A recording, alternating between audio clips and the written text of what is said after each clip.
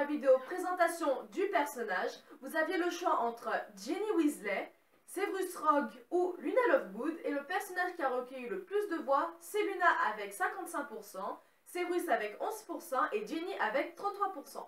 Alors aujourd'hui je vous présente Luna Lovegood, je vous laisse avec la vidéo et on se retrouve juste après. Luna est née le 13 février 1981. Ses parents sont Xenophilus et Pandora Lovegood. Tous deux sont sorciers. Son père est le rédacteur en chef du Chicaneur. Sa mère est décédée d'un sortilège qui a mal tourné durant une expérience scientifique. Luna était alors âgée de 9 ans. Elle entre à Poudlard en 1992, en même temps que Ginny dans la maison Serdaigle. On la voit apparaître pour la première fois dans Harry Potter et l'Ordre du Phénix. Tout le monde décrit Luna comme une fille bizarre et on la surnomme Loufoka. Elle voit les sombrales, tout comme Harry, étant donné qu'elle aussi a vécu la mort d'un proche.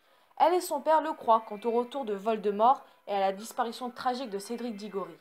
Cette même année, elle rejoint l'armée de Dumbledore. On y découvre une Luna forte, courageuse et douée en magie. D'ailleurs, elle réussit du premier coup le sortilège du Patronus. Son Patronus est un lièvre. Elle sera présente lors de la bataille du département des mystères.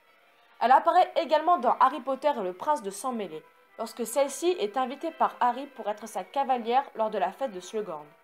Elle commente aussi le match de Quidditch, Gryffondor contre Poufsouffle, et Ron lui dit qu'il a aimé sa façon de commenter le match. Au fil du temps, son personnage prend de plus en plus d'importance. Lors de sa 6e année, Luna et son père sont présents au mariage de Bill Weasley et Fleur de la Cour au Terrier. À la rentrée, Neville, Ginny et elle font revivre l'armée de Dumbledore contre le nouveau régime de Poudlard. Elle se voit emprisonnée dans le manoir des Malfoy pour dissuader son père de continuer ses magazines, soutenant Harry. C'est Dobby qui vient les délivrer. Elle restera chez Bill et Fleur à la chaumière au coquillage.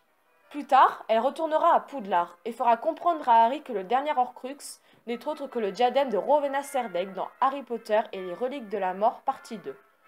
Plus tard, Luna deviendra une jeune naturaliste mariée à Rolf Dragono, petit-fils de Norbert Dragono, naturaliste lui aussi, et donne naissance à des jumeaux, Lysander et Lorcan. Donc j'espère que la vidéo vous a plu, n'hésitez pas à vous abonner, à liker, à commenter et à partager pour m'encourager, ça me ferait super plaisir.